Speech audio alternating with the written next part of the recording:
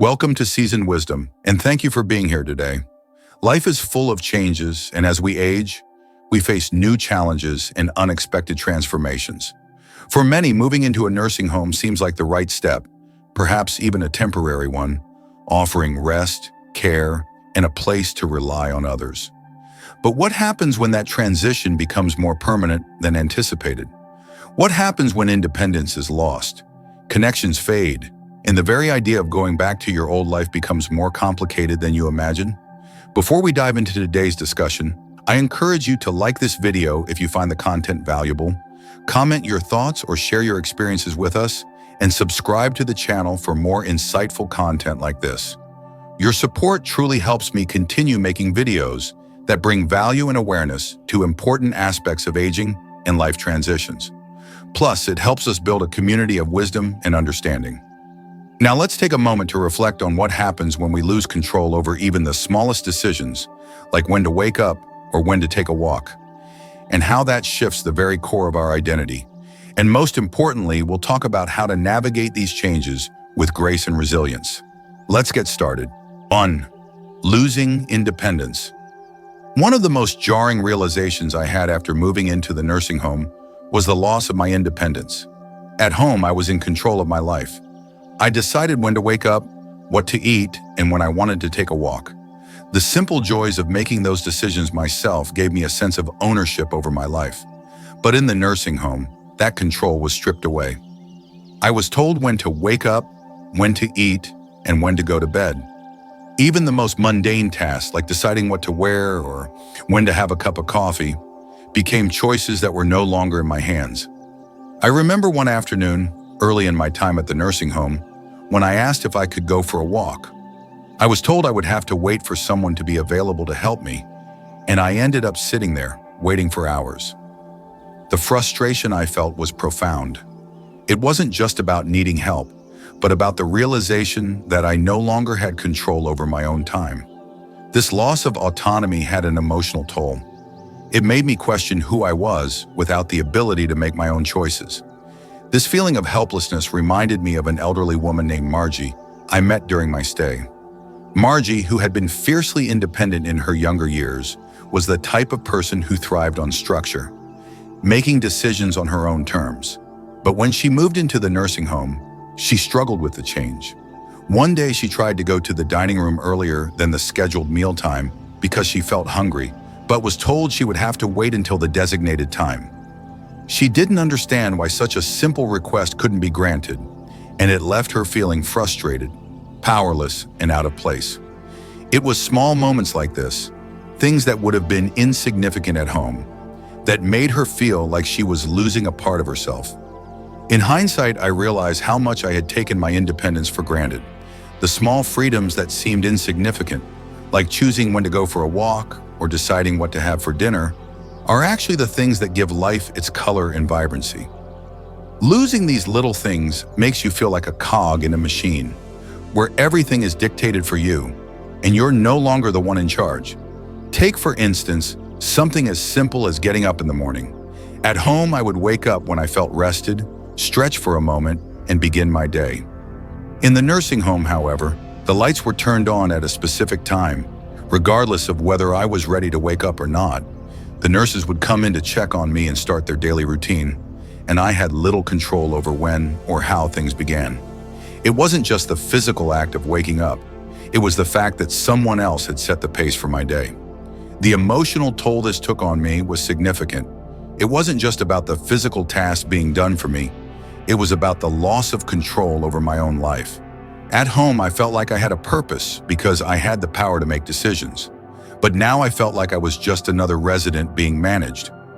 I wasn't the one in charge of my schedule, and that subtle shift made me feel less like a person and more like a patient, someone who no longer had a say in their own life. This loss of autonomy was the most significant emotional adjustment I had to make. It made me realize how deeply independence affects our sense of self. When we're able to make choices, no matter how small, those decisions affirm our sense of dignity and self-worth. Once that control is taken away, you start to feel like a passive participant in your own existence. 2. Feeling forgotten. The feeling of being forgotten was perhaps the hardest emotional challenge I faced. In the beginning, my family promised to visit regularly. My daughter would come by once a week, and my grandchildren would visit on weekends. For a while, it felt like I still had a connection to my old life.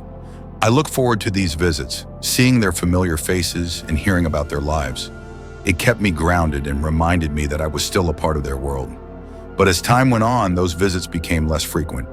My daughter, who used to come every week, started calling instead.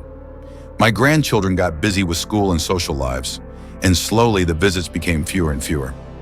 I remember one particularly difficult holiday. Everyone promised they would come, but at the last minute, plans always fell through. The house was beautifully decorated, there were cards and gifts ready, and I waited with anticipation for them to arrive. But as the hours passed, the phone didn't ring, and the door remained closed. I found myself sitting alone in the common room, watching other residents who were also waiting for someone to remember them. The place was full of people, yet I felt more isolated than ever. It wasn't that my family didn't love me, but life had moved on for them. It's easy for people to assume you're fine when they're not around, that you're adjusting, that you don't need as much attention.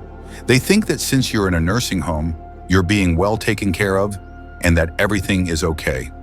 But the truth is, as time passes in a nursing home, it's easy for people to forget how much you still need them. I'll never forget one evening when I found myself staring at my phone, debating whether to call my son. I didn't want to be a burden, didn't want to remind him that I was still here, waiting for a visit that might never come. The phone call might be too much, I thought. Maybe he's busy. Maybe he'll feel guilty. So I put the phone down and waited again. As I sat there, I realized how much this absence was weighing on me. It wasn't just about missing them physically. It was about feeling irrelevant, like I had become an afterthought in their busy lives. This was the loneliness I never expected. I felt disconnected from the world outside, like I had become an extra, someone who no longer fit into the world they used to occupy. I watched as families came and went, hearing the laughter and chatter of visitors, while I sat in silence.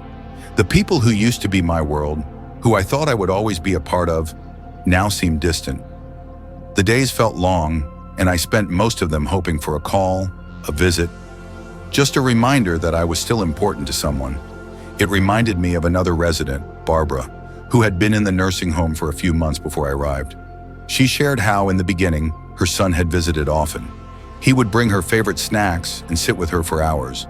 But as time went on, those visits grew sparse. She told me that her son had started sending gifts and cards instead of visiting. I'd get a card for Christmas, she said, and that was it. I used to matter to him, but now I don't know where he is. The pain in her voice was palpable, and I could relate. Over time, the same thing happened to me. The people I loved most slowly stopped coming around, and my world became quieter and quieter. It wasn't about material things or grand gestures. What I longed for was the human connection, something that wasn't replaced by a phone call or a card.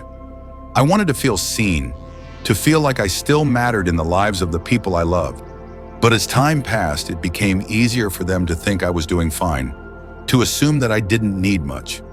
The hardest part of this was the silence, the lack of acknowledgement, and the growing distance between us. And no matter how much I understood the busy lives of my family members, it didn't make the loneliness easier to bear. The isolation I felt made me question the choices I had made. I had expected the nursing home to provide me with care, but I hadn't realized how much emotional care I would still need. I hadn't expected to feel so alone, even surrounded by others. The loss of family connection and the sense of being forgotten made me yearn for the simple moments of my old life, when I had been an active, contributing part of my family. If you've ever experienced the feeling of being forgotten or have had similar thoughts, please share your story in the comments below. We would love to hear from you and create a space for support and understanding as we navigate these experiences together. And don't forget to like the video if you found the content valuable, and subscribe to the channel for more insightful stories and reflections. Next, let's explore a deeper issue. How does life change when we lose our sense of purpose? Let's dive into that next. 3. Losing my sense of purpose. Before I moved in, my daily routine was full of purpose. I had responsibilities that gave me meaning. Whether it was watering my plants, cooking meals, or simply taking care of my home, these tasks gave me something to do and a reason to get out of bed in the morning. I could spend hours tending to my garden, rearranging flowers, or experimenting with new recipes. Every small act was a way to contribute to my life and the home I loved. These routines were not just about filling the day, they gave me a sense of accomplishment and kept me feeling connected to the world. But in the nursing home, those routines vanished. Meals were brought to me, my room was cleaned by someone else, and my plants were no longer my responsibility. I remember the first time I noticed that I wouldn't be watering the plants anymore. It seemed like such a small thing, but in that moment I realized how much I had relied on those small duties to shape my day. I told myself at first that it was nice to finally rest, to not have to worry about every detail. But soon I realized how much I missed having purpose. Without tasks to focus on, I started to feel lost. I watched as others around me, people who had been full of life, became withdrawn. One man, George, a former carpenter, had spent his life building things, fixing things, creating. He was always making something, a piece of furniture, a shelf, a project for the garden. But here in the nursing home, there were no tools, no projects. His hands, once strong and skilled, were now idle. I could see how much this affected him. He would often sit in the common room, staring out the window, his hands resting on his lap, and say, "I feel useless." At first, I didn't fully understand what he meant, but as time went on, I felt the same way. Without something to care for, something to do, life lost its meaning. I began to realize that work, even the simplest kind, had always given me a sense of identity. It wasn't about earning money or having a big career. It was about the act of creating, of contributing to something. It wasn't just George. I saw the same thing happening to other residents. Alice, for instance, had been an avid knitter, always making scarves and blankets for the local children's hospital. But in the nursing home, there was no space for her to do that. She tried to bring her knitting along, but she couldn't find a comfortable place to sit and work, and there were no outlets for her creativity. Slowly, Alice stopped knitting altogether. She spent most of her days sitting in her room, staring at the wall, with nothing to occupy her time. I could see the change in her. It was as if the spark had gone out. When I asked her how she was doing, she told me, "I'm just waiting for the days to pass." The loss of purpose is a subtle thing, creeping up on you without warning. At first, it feels like a relief. No more chores, no more obligations. But after a while, you begin to feel that something is missing. When you stop having things to do, things to take care of, you start to feel disconnected from your own life. Your days become a blur of routines without meaning. It's easy to lose yourself in a place where everything is taken care of for you. But what's taken away in the process is your sense of self. I also realized that the sense of purpose I had before wasn't just about doing tasks. It was about being needed. In my home, I was responsible for keeping things in order. I was the one who made decisions, who took care of the details, who made sure everything ran smoothly. In the nursing home, that responsibility was gone. It was replaced by staff who came and went, doing what was necessary, but without the personal connection that made it feel meaningful. I remember a conversation I had with another resident, Margaret, who had been a teacher for most of her life. She had always loved her work, loved inspiring young people, and felt like she had made a difference. But when she moved into the nursing home, she struggled with the idea of no longer being needed. "I don't know what I'm supposed to do anymore," she said to me. "I spent my whole life teaching. What happens when you no longer have a purpose?" I understood exactly what she meant. It wasn't about having a job. It was about having something to contribute, something that made you feel like you mattered. Without it, life started to feel hollow. The days felt long and stretched out, with nothing to do but wait for something to change. That's when I realized that purpose isn't just about filling your time. It's about having something to care for, something to work toward, something that gives your life meaning. Fourth, declining health faster than expected. Before moving into the nursing home, I was still active. I could go for walks, cook my meals, and take care of myself. I prided myself on maintaining my independence. And even though I was getting older, I had developed routines that kept me active. I would take a brisk walk every morning, cook my own meals, and handle small household chores. I believed that as long as I kept moving, I would be fine. But once I moved in, things changed. Meals were brought to me, I didn't need to move around much, and everything was made as convenient as possible. What I didn't realize was that by relying on others, I was letting my body weaken. At first, the convenience of not having to do anything for myself felt like a luxury. I didn't have to worry about cooking, cleaning, or running errands. But gradually, I began to notice physical changes. I stopped walking as much, my muscles became stiffer, and soon simple tasks like getting up from a chair or bending down to tie my shoes became more difficult. I remember one day I tried to stand up and found myself struggling to get my legs under me. It wasn't a dramatic fall, but the weakness in my body was undeniable.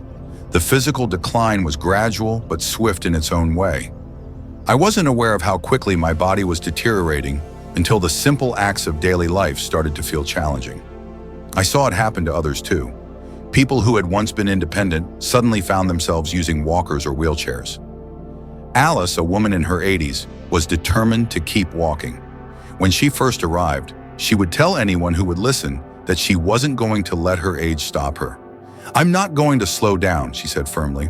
But after a few months in the nursing home, I noticed she wasn't walking as much. The first time I saw her use a walker, I was shocked. Alice had always been full of life, and seeing her dependent on a walker made me realize how quickly things could change.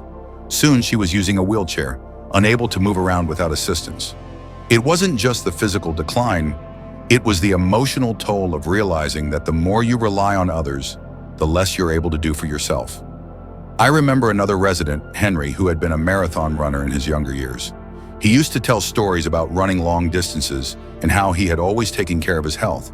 But after a few months of being in the nursing home, I noticed that Henry had stopped walking. He started using a cane and then needed a wheelchair for longer distances. He often said, "I can't believe it. It feels like I've lost a part of myself." Watching him come to terms with his physical decline was heartbreaking. What hit him the hardest wasn't just the inability to walk anymore. It was the realization that he no longer had control over his body, and that feeling of helplessness was taking a toll on him mentally. For many of us, it's easy to fall into a cycle of inactivity when we have everything done for us. We begin to rely on others to take care of us, and in doing so, we stop using our bodies the way we once did. But what I didn't expect was how quickly the body weakens when it's not in motion. After just a few months of less movement, I found myself struggling with simple tasks. I couldn't get up from a chair without effort. I couldn't stand for long periods of time. It was as if the strength I had once worked so hard to maintain was vanishing before my eyes. The emotional toll of physical decline is something that isn't often talked about. It's not just the physical limitations, it's the frustration of not being able to do what you once could. The emotional impact can be just as overwhelming as the physical limitations themselves. When you lose your independence, when you can no longer do the things you took for granted, it's hard to keep your spirits up. The psychological effect of aging, particularly in a nursing home, is something that I think needs more attention. You begin to feel like you're fading away, not just physically but emotionally as well. The act of sitting in a room waiting for help, waiting for someone to assist you with basic tasks, becomes a constant reminder of how much you've lost. It's easy to fall into this cycle, to let the convenience of not having to do anything for yourself lull you into inactivity. But once you start relying on others too much, it becomes much harder to break that cycle. I wish I had pushed myself harder to stay active, even when I didn't feel like it.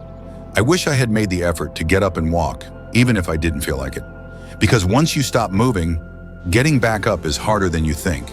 Have you ever experienced the feeling of physical decline or the emotional toll that comes with losing your independence? I'd love to hear your thoughts and personal stories in the comments below. Let's start a conversation about how we can support each other through these challenging times. If you found this video meaningful, don't forget to like it and subscribe for more content that dives deep into life transitions. Now let's explore another aspect of aging, how the loss of privacy and dignity can profoundly impact our sense of self. Let's dive into that next. 5. Loss of privacy and dignity. One of the most unexpected shocks was the loss of privacy. At home, I could retreat to my bedroom, close the door, and have some quiet time. There was comfort in being able to choose when I wanted to be social and when I needed solitude. Whether it was reading a book, watching a movie, or simply sitting quietly in my favorite chair, those moments of personal space were essential to my well-being. But in the nursing home, privacy was a luxury. Staff were constantly coming in and out, checking on me, helping with tasks. There was no opportunity to shut the world out and simply be alone when I needed to recharge. Even the simplest activities like getting dressed or using the bathroom required assistance. What I once took for granted was now a daily reminder of how much my life had changed.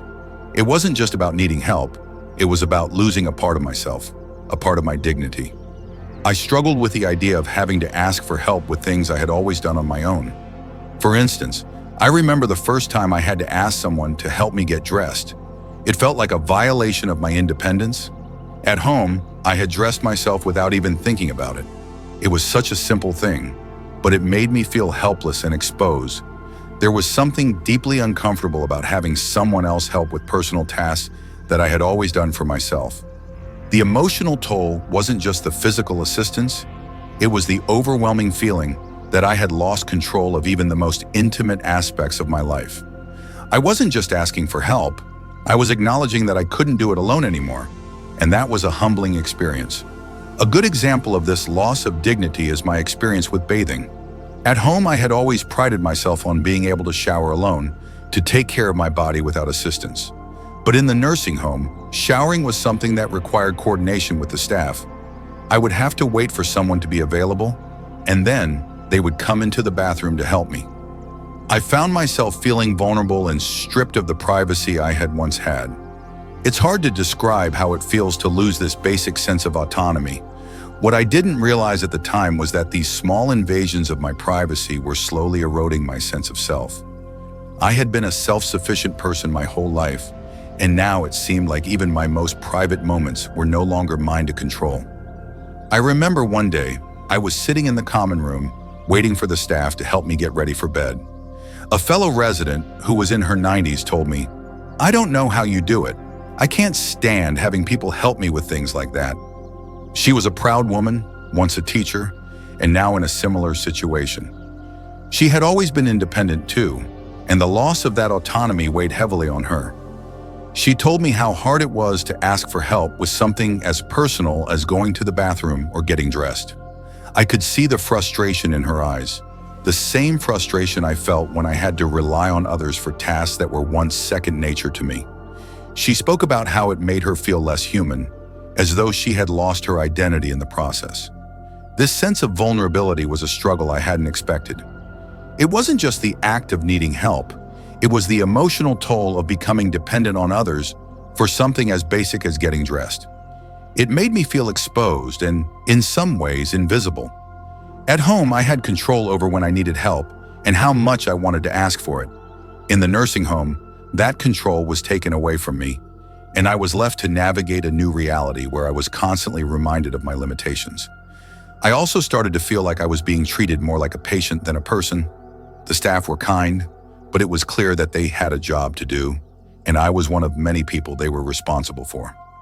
I had to ask for permission to do things I used to take for granted. Want to take a walk? You have to wait for assistance. Want to get up from the chair? Someone needs to help you stand. Want to have a cup of tea? You might have to wait until it's brought to you. These simple things, once my own decisions, now became a request I had to make, often waiting for someone to be available. Over time, it made me feel less like an individual and more like just another resident in the system. I wasn't the independent person I once was. I had become just another name on a list, a resident in a care facility where everything was done for me, but little was done with me. I began to feel like I was losing my identity, piece by piece. I wasn't just asking for help, I was being told when and how things would happen. I had been used to making my own decisions, and now even the smallest choices were out of my hands. The hardest part of this experience was the loss of dignity. I had always prided myself on being able to take care of my body, my space, and my life. But in the nursing home, I felt as if all of that was slipping away. This is something I wish I had known before moving in. The loss of privacy and dignity is a reality many don't anticipate. It's not just about needing help. It's about how that help changes your sense of who you are. And once you lose those small moments of autonomy, it becomes incredibly difficult to regain them. It's something that wears on you quietly over time, but its effects can be profound. In hindsight, I realize how essential those small acts of independence were to my sense of self-worth. 6. Realizing it's harder to leave than you think, I moved into the nursing home thinking it was just a temporary step, a place to rest. At first, I believed that it would be a short-term solution, something to help me adjust as I aged and became more dependent. I figured I could always leave if I didn't like it. But after a few months, I realized it wasn't that simple. Physically, I had become weaker, and emotionally, I had become attached to the place. What surprised me the most was how quickly I adapted to the routines of the nursing home. At first, I fought against it. I longed for the comfort of my own home, the familiarity of my furniture, the space I had lived in for years, and the control I once had over my life. But as the weeks went by, I began to settle into a new routine. Meals were prepared for me, and I didn't have to worry about shopping or cooking. The staff was always there to help, and everything was done for me. Slowly, I stopped feeling the urgency to go home. But then one day, I decided I would try to return home. I thought I could regain my independence and start living on my terms again. When I spoke to my children about it, they gently told me that the house had already been sold. My daughter had packed up my things and some of the furniture had been donated. They explained that the house no longer felt like the home it once was and suggested that it was better for me to stay where I was. I was stunned. I had envisioned returning to my home, picking up where I left off, but that idea was no longer possible. It wasn't just about moving back, it was about accepting that my independence was gone. I wasn't the person I used to be. My body was weaker, and I had grown accustomed to relying on others for basic tasks. The idea of taking care of my home, managing daily chores, and living alone seemed almost impossible now. I had become dependent, not just physically, but emotionally as well. This realization hit me hard. I thought I could always leave, that moving into the nursing home was just a temporary change. But once you settle in, things change. The nursing home isn't just a place for care, it becomes your new way of life. You fall into a routine, and the thought of leaving becomes more difficult. I saw this in other residents too. One woman, who had been living independently for years, had moved into the nursing home after a fall. She too thought it was just a temporary move, but after a few months she told me, "I can't imagine leaving. It feels like this is where I'm meant to be now." She had started to build a new life in the nursing home, and the idea of returning to her old home seemed daunting. The longer I stayed, the harder it became to imagine life outside the nursing home. The physical and emotional toll of the transition had shifted my perspective. Even if I had the option to leave, I wasn't sure if I could go back to the life I had before.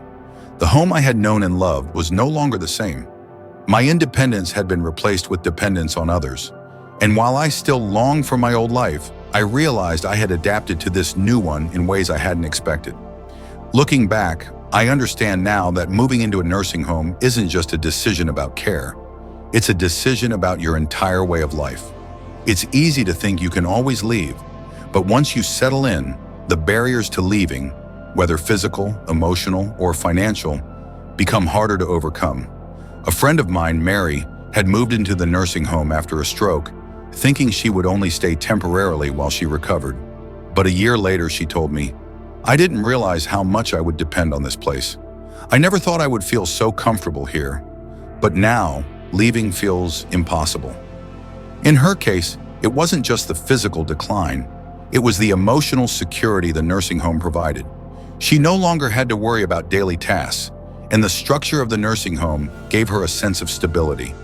But with that stability came the realization that leaving wasn't just a matter of packing up and going back. There were too many factors: her health, the home she had left behind, the changes in her routine, that made it difficult to leave.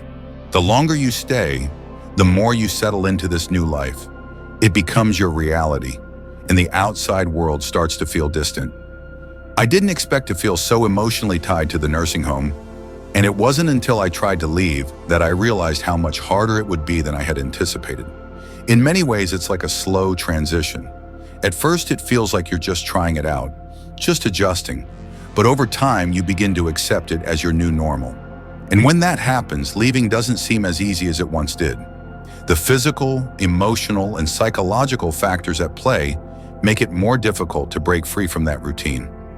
I now understand that moving into a nursing home isn't just about getting care.